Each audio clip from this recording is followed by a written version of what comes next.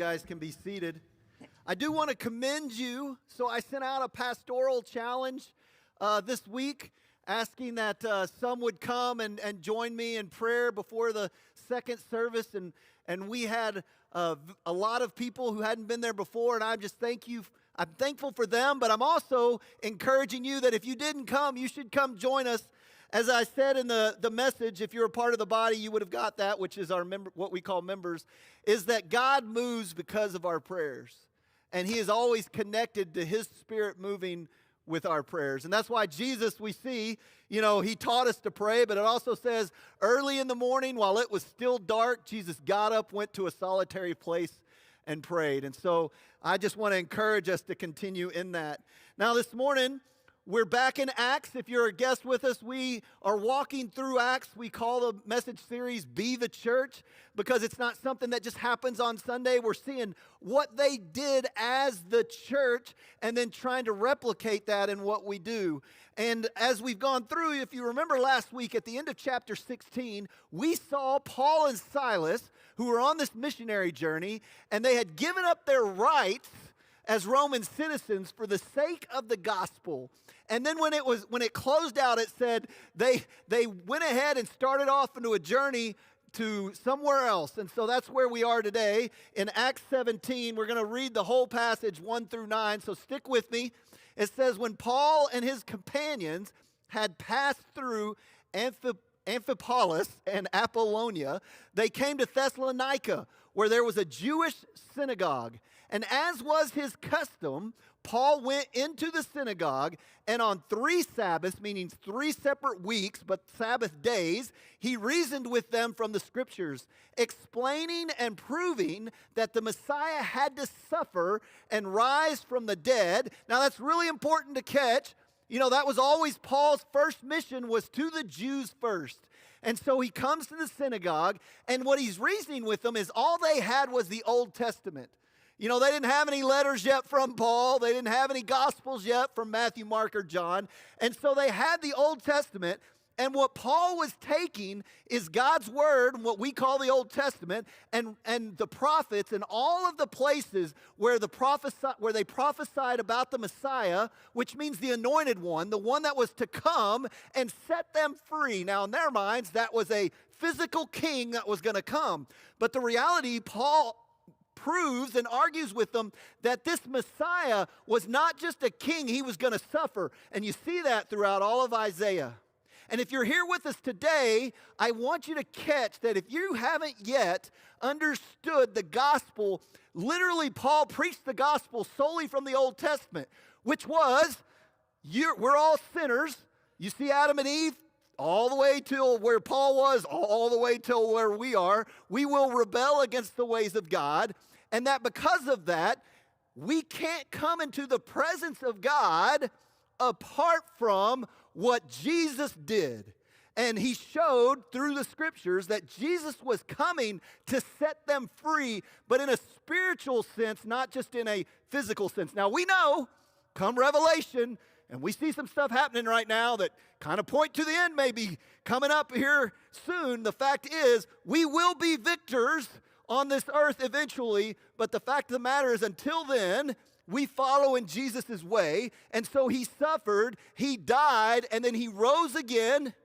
And because of that, our sin was laid on the cross. His blood covers our sin. And because he is risen, then we will eventually have the opportunity, dead in Christ will rise.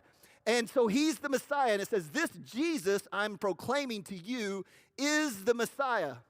And it says, some of the Jews were persuaded to join Paul and Silas, as did a large number of God-fearing Greeks and quite a few prominent women. So throughout, as he's preaching, many are coming to hear, believe, and then it says, but other Jews were jealous.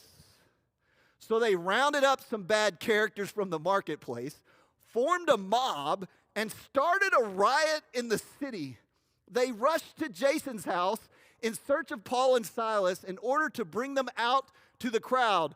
But when they did not find them, they dragged Jason and some of the other believers before the city's officials, shouting, "These men have caused trouble all over the world. have now come here, and Jason has welcomed them into his house. They are defying Caesar's decrees, saying there is another king, one called Jesus. And when they heard this, the crowd and the city officials were thrown into turmoil. And then they made Jason and the others post bond and let them go. I want you to catch that there's one word that drives this whole passage. And it was where it said, and some Jews were jealous. Now, jealousy, we kind of think of that as not that big a deal. I think sometimes, we see and experience kind of little jealousies on and off, but we don't think it's all that important. But here's what's interesting is, the Bible actually says in Proverbs 27:4, anger is cruel, fury is overwhelming, but who can stand before jealousy? That jealousy is actually one of those things that causes great harm. In fact, you look at harm, what did they do? They were jealous, so, they went home and they talked to each other and said, I wish we would have that kind of clout that we could get people to follow us. No, they gathered bad people. They literally went and found the worst of the worst and started a riot. That's where jealousy can lead you. In fact, next week we'll see that this wasn't enough, and Paul ends up going 47 miles to another city called Berea, and it wasn't long. And that's at least a 3-day journey. And these jealous Jews, their jealousy drove them to walk 3 more days to cause more trouble. Jealousy is dangerous. In fact, James writes this in James chapter 3, verses 13 through 16. We read, "Who is wise and understanding among you? Let them show it by their good life, by deeds done in humility that come from wisdom. But if you harbor bitter envy and selfish ambition in your hearts, do not boast about it or deny the truth. Such wisdom does not come down from heaven, but is earthly, unspiritual, and even what? Demonic. For where you have envy and selfish ambition, there you will find disorder of every evil practice." I want you to catch, jealousy is ugly. And actually, it shows up everywhere. Sometimes we think, well, I'm not jealous. I'm not one of those, fatal attraction people, or I'm not running around, constantly going, I want this or I want that. But think about maybe where you feel when you see your social media. When you're looking on Facebook or Instagram or Twitter or whatever you have, and you see, do you think this? If I had that vacation, I too would be happy. If I had that money, I too would be content. If I had that kind of relationship with maybe a person of the other sex or with a friend, then I too would feel fulfilled. Or if I had that many followers, then I would feel valued. Or maybe an easier way would be this. Do you naturally rejoice when others rejoice? Or does your heart go, what about me? When somebody comes and goes, man, we had this thing and we were able to do this, and you're like, well, God, I work as hard as they do. I'm more faithful to you than they are. I'm at church more than they are. I serve more than they are. What is going on here? God, why not me? I had to sit and think about my life and really review, is there a place of jealousy? Where in my life do I have that spirit? Is it hiding? Have I convinced myself I don't have it? And I was thinking about the times where I see it in others. It's easy to spot in others, by the way. It's harder to spot in ourselves. The Bible actually declares that we're really good at self-deception. But we can see other sins, right? We're good at that. And I can remember even when I first came out here as a church planner, they had this group of church planners. This is like 10 or 12 people who were all planning churches out in Phoenix. And we got together, and I was looking forward to this encouraging time. And half the time, some of them spent time griping about these larger churches and what God had done there and why, they haven't been able to be as successful. And I thought, man, even in a church planning group, there's jealousy. Jealousy is so easy to find in your life, in our life. I was thinking about Mindy and I when we were younger, much younger, before we had kids, she had a boss. And it was an oil and gas venture company. There were 16 employees, and they took care of everything. We had pay nothing for health insurance. She got paid really well. He had a house, he had many houses all over the country, but he had a house in Dallas where it was actually 3 of the nicest lots in the Dallas area, and he wiped those houses cleared and built a 13,000 square foot home there. And what happened is during the summers, he would go to one of his other homes. And so he asked Mindy and I if we would house sit.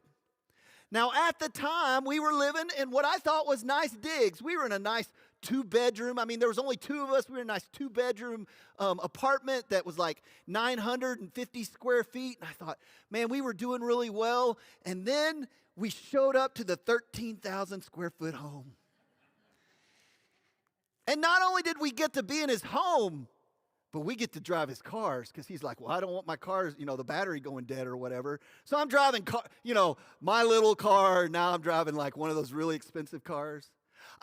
This place, when we went to the kitchen, they had 2 dishwashers. I don't know why anyone needs them, but I thought that was cool.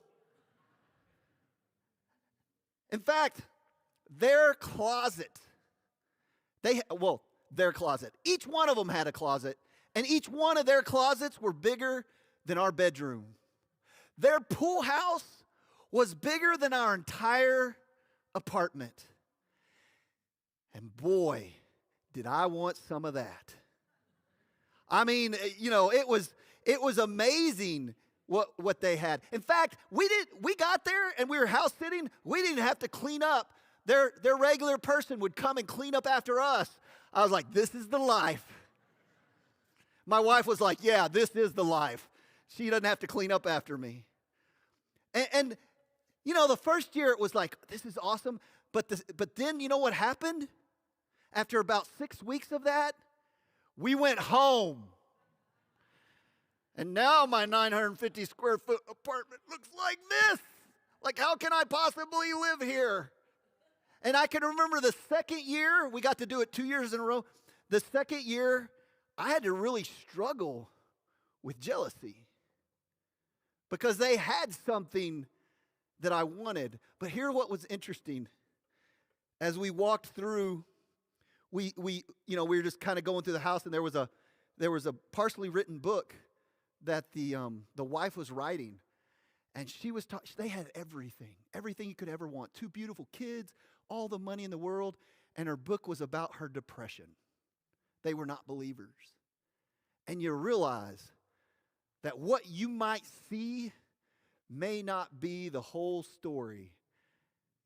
And yet the reality is our hearts are constantly desiring more. And so this morning I want us to look at, what causes jealousy? And the first thing, the roots of jealousy, if we look at James 3:13 and 14, just that part, it says, who is wise and understanding among you? Let them show it by their good life, by deeds done in the humility that comes from wisdom. But if you harbor bitter envy and selfish ambitions in your heart, do not boast about it or deny the truth. Now, you see that by nature, he's saying you'll by nature deny the truth, but catch that this might be you too. And he uses this word, not just bitter envy, which is the jealousy, but he uses selfish ambition. Now, that word is a Greek word that means you are a mercenary. You are, in the sense of like normally they would hire a whole bunch of people and you would be a team. You're a day wage person. You come in and you're all about yourself. You go join this army, but the reality, it's all about you. Like you're just trying to make sure you're doing okay, that you come out. You're not really for the fullness of what's going on. It's about you. That's what's in that word, selfish ambition. And you see, right before it says, by deeds done, let them show it by their good life, by deeds done in what? Humility. You want to know what the roots of jealousy are? It's pride. It's worried about yourself. It's constantly putting your mind on, what do I have? Constantly going, what is today? Today is about me. What is it about me that I need to get done? And when we start thinking about ourselves and the pride that comes with it, James says, beware, because that's where it starts. Bitter envy and selfish ambition, where? In your hearts, it lies there. The roots take place. That jealousy doesn't just come out of nowhere. It starts with pride. It starts with thinking about yourself. He warns about this. James warns about this in chapter 2. He says, some of you, even in the church, when you get together, when you go to small group, or they would actually get together and do communion during the week, when they would do that and they'd sit around a table. Now, in our day, it's not as big a deal. We don't kind of have the same thoughts, but it's like, they would have a table, and at the head of the table would be whoever's house it was. And the better or more important you were, you'd sit closer to him, and that would tell everybody, look at me, right? And so he says, beware being that person, because you're showing you think it's all about you. And if you can remember, Jesus talked about this in the gospel. Remember what he said? He said, when you go sit down, go sit at the foot. And then if they call you forward, great. But it's not about you. It's not. Here's the thing. Humility is not thinking less of yourself. It's thinking more of others. Not more necessarily as better, more. Just constantly thinking in your heart, what can I do for someone else? What is today? Not what can I just get done, but God, how would you use me for those who I might run into? More of others. The other question within pride is, how do I get recognition? What about me that can stand out? You think about how many times did Jesus, in just his one sermon in Matthew 6, he says, hey, don't be like the Pharisees where you pray and you make sure everybody sees you pray, and you pray in colorful language, and you're letting everyone know how important you are to me, or you're making them think. He says, no, instead, where are you supposed to pray? In the closet. Because that's where God will reward you. In the same way, remember, he's talking about fasting. Remember, Jesus says, when you fast, we've talked about that before, that God calls us at times to fast. He says, when you fast, don't let everybody know. Don't purposefully go to lunch so that you can tell that guy, well, I can't eat today, I'm fasting. I'm fasting for Jesus, for the church. He says, no, make it so no one knows, and that's where you'll be blessed and rewarded. And because our nature is, how can I get recognition from these people? And God says, stop worrying about these people and consider, how can you get recognition from me? Sometimes we have this idea, by the way, that like the important people, even especially like in the church, that they're going to get the greater blessing. But here's the thing. God over and over says that based on what I give you is what I expect. So you might look and you go, man, Billy Graham's going to have the largest house ever because of what he did. But God gave him a huge ministry. I've always thought, what about that lady in some place in Brazil who her whole heart is devoted to prayer, and when she gets to heaven, I wonder what her reward will be? Because I'm telling you, I can just see her being right there with Billy Graham. The question is not what can I get from these folks, what recognition. The question is, how do I invest in the kingdom? So the first thing is, the reality is that it begins with roots of pride. But the second limbs and branches of jealousy is comparison and discontent. It begins with pride, but then it becomes, how does the fruit begin? Well, it starts branching out by comparing yourself. And boy, social media is good for this, right? Because you used to have to actually ask people what happened or where they gone. You may never know about their vacation, but now you know. You may never know about, them being able to purchase something that was really expensive, but trust me, now you know. You can see things, and our nature is to compare, and comparison always brings discontentment. It's always, but I don't have that. Or it can be the other way where it's like, I'm better than them.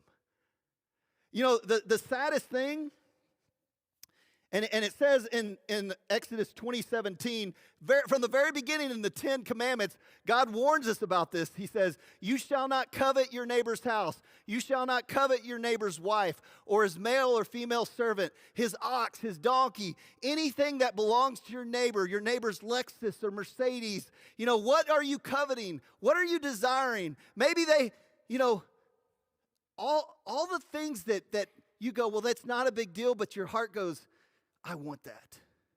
What's the saddest part is sometimes we're like, well, if I can't have it, I don't want that for them either, right? I don't want them to have it. God, can you take it away? That'd make me feel better.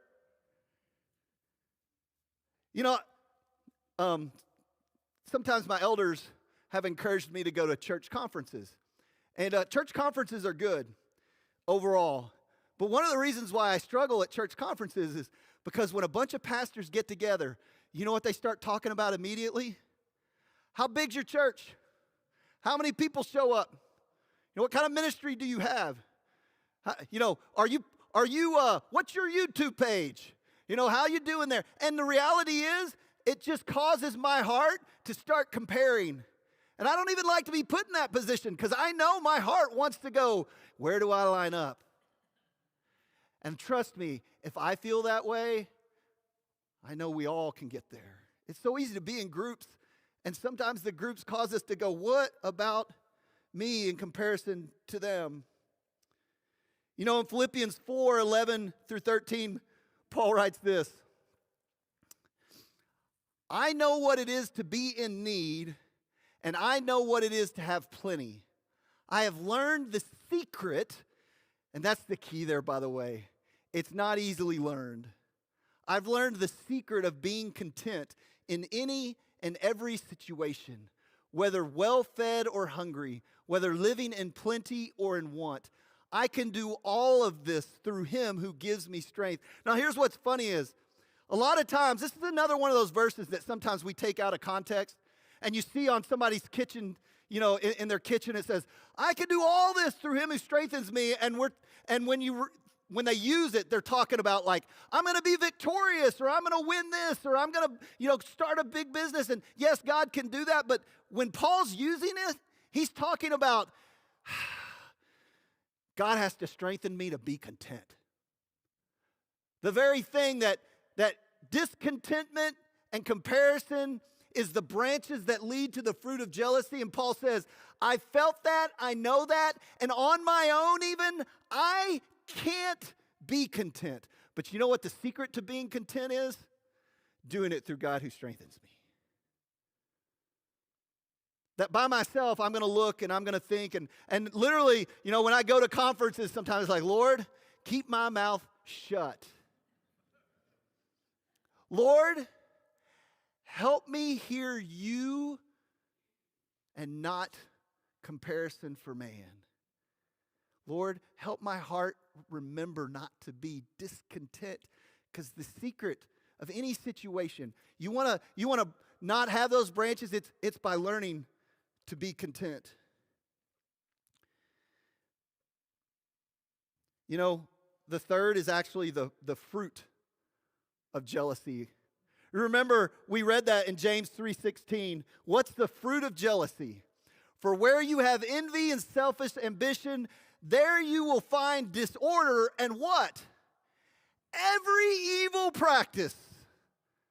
You could say jealousy will bring about great chaos. In fact, James also writes in his book, he says this.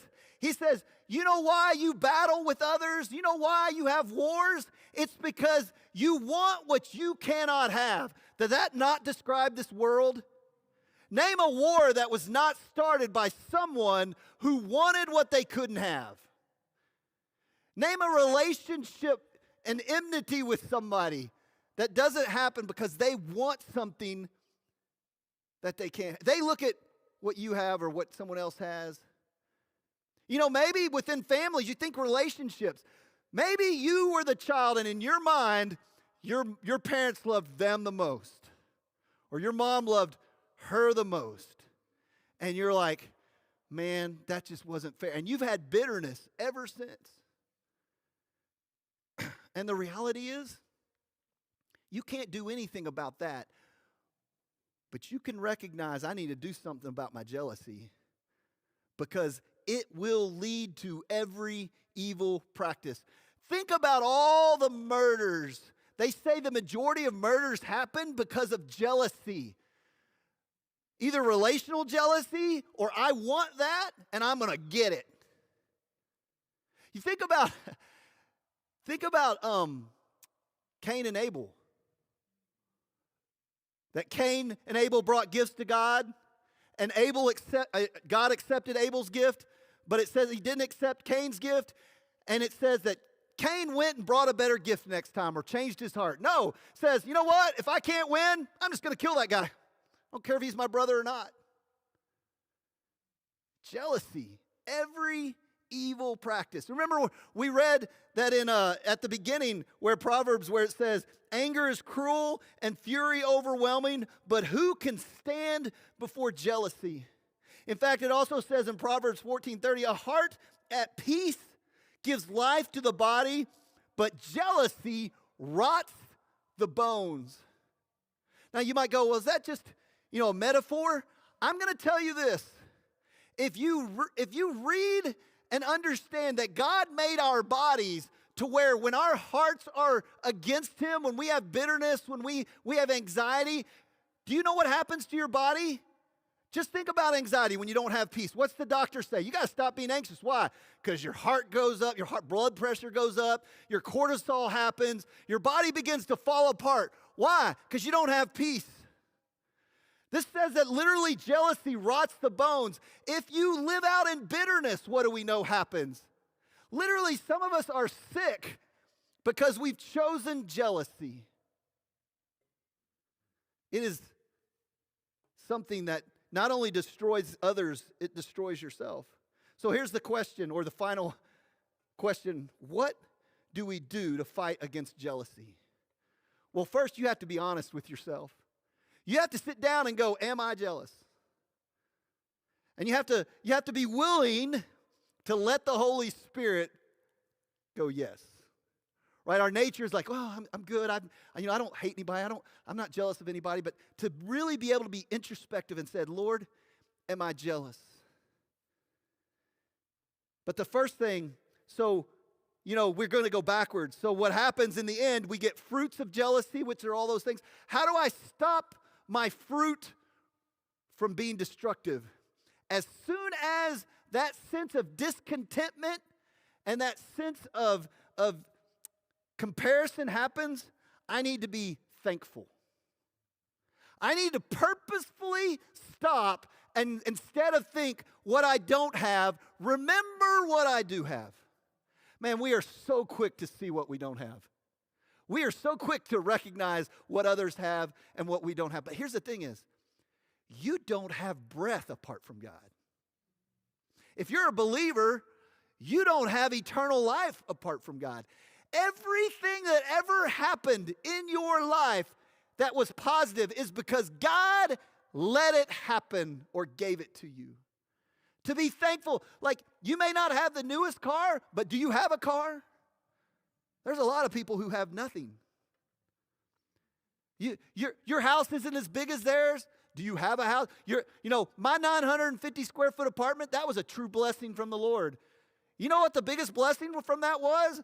When I would live out where he was, I had to drive an hour to work. My apartment was 2 minutes. That was a blessing from the Lord. You know what? I get that now. My work is 2 minutes. The fact is, be thankful. Practice thankfulness. As if you ever feel that comparison and that discontentment, stop and remind yourself what God has done. Second, you want to destroy the limbs? In Proverbs 23:17, it says this: do not let your hearts be jealous of sinners. Basically saying what they have and those things that there are, but always be zealous for the fear of the Lord. Now, here's what's interesting is the same word for jealous or envy is the same word for zealous. Well, how do you know the difference? Because jealous is being jealous of. Zealous is being zealous for. Meaning the idea is something that I already have or that spiritually I'm supposed to want. Here it's like, be zealous for the fear of the Lord. Be zealous for God. And the whole word is kind of this, it actually is, the Greek word is supposed to be what it sounds like when something becomes boiling and you hear it and it comes out of the pot and it's like, right? And that same word, it's like it boils within you, and the jealousy can boil and create anger and all those things. Zealousness should boil to create the desire for the Lord and the things of the Lord. He says, be zealous for God. Allow that, because when you start thinking about the things of God, then that begins to cut off the discontentment and the comparison in those limbs, because now you're focusing on what you should focus on, my relationship to Him. I'm zealous for the things of the Lord. In the same way, right? You might look and go, I want that relationship that I see, maybe their marriage looks better, but I need to be zealous for my spouse. God's gave him to me. If I'm zealous if I'm pursuing my spouse, that cuts off that limb of comparison.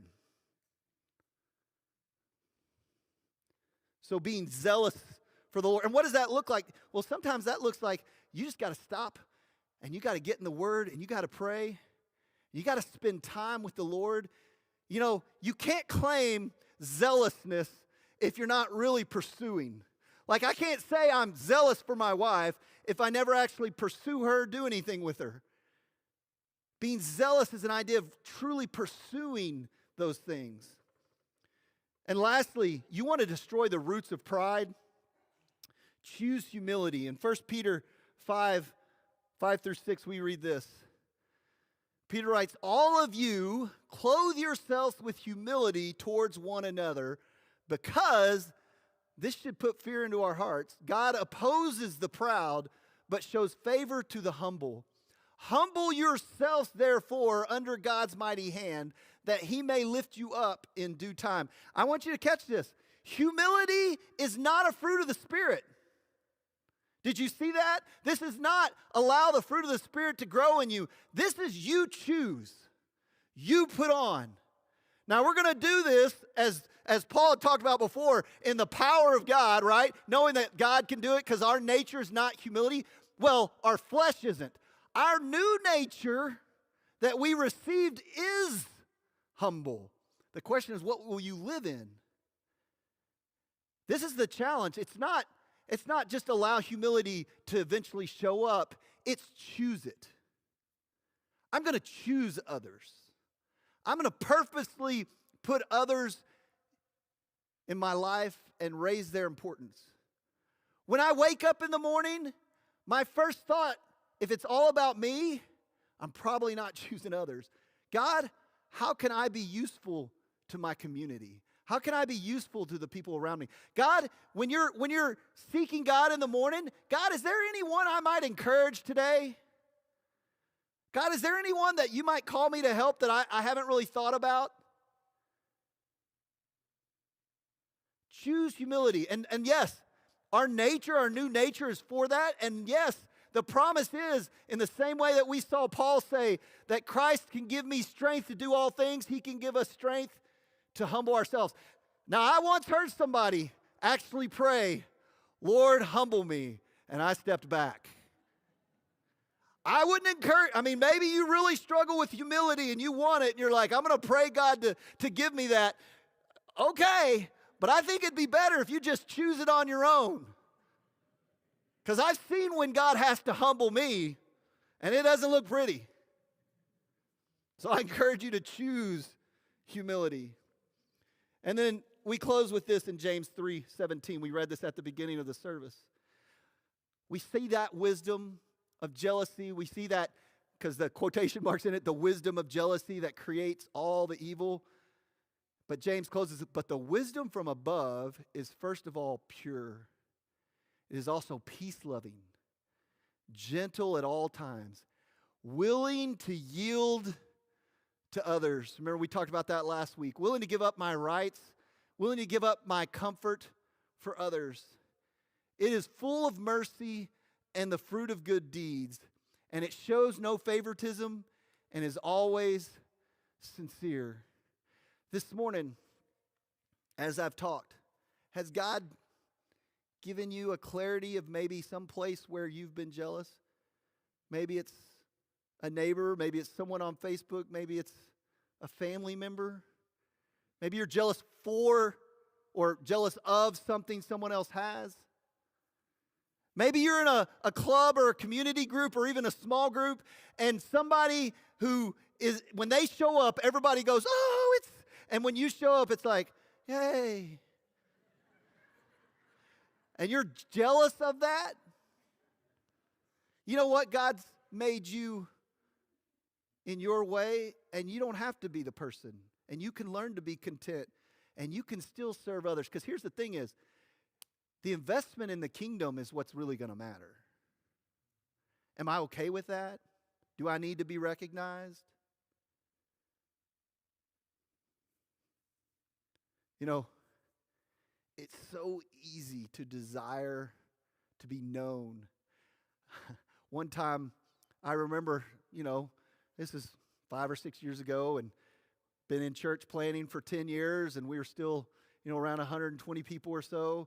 And, it's easy to get jealous of some church planners who within a couple years, they've got thousands of people, and others, their ministries are worldwide. And I remember thinking, oh, Lord, why is this my lot? And I just remember seeing this picture of, so, you want to be a pastor of 10,000 people? Do you enjoy never going to the grocery store without getting stopped? I was like, never mind, I'm good. We don't see what other people go through. We don't see the negatives. We always assume the positive. But here's the thing. God's call on our lives. He says jealousy will destroy. And not only just create destruction, will destroy you. Rot your bones. Bitterness talks about other things that happen within your own body and your mind. Learning to be content. Learning to clothe yourself with humility. Being willing to put others above yourself. And in the end, that's where your satisfaction will come from. God says, doing it my way, that's when you'll really feel sad. You think that car is going to satisfy you? We've all had new cars at one time or another. How long does that last? New houses, how long does that last? Investments in the kingdom, I can tell you how long that's going to last. Forever. Will you pray with me? Father, challenge our hearts today.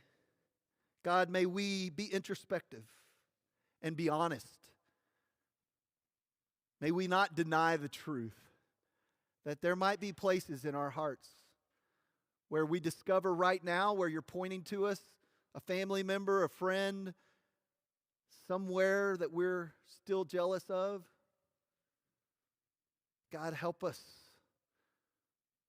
Help us overcome. Help us clothe ourselves in humility. Help us learn the secret of contentment. Help us learn to be more thankful. Help us produce the right kind of wisdom that brings life and not death. Father, I pray for each one here. I pray for our church. That God, we will, when we do these outings, when we serve other people, Lord, it takes a lot of time and effort. But God, may we recognize that our call is to invite our neighbors to taste and see that you are good through us. And the only way they'll do that is when we put others ahead of ourselves.